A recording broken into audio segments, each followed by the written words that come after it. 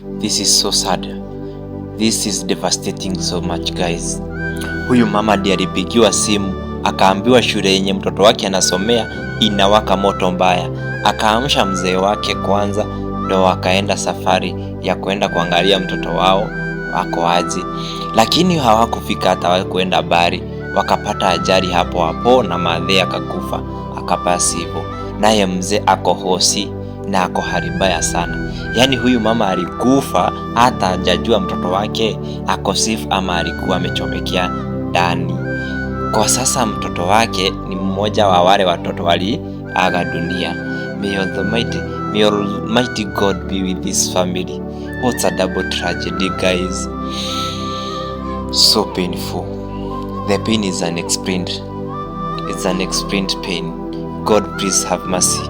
God have mercy on these families and to all those who have lost their families. Oh my goodness. Oh my goodness, so painful.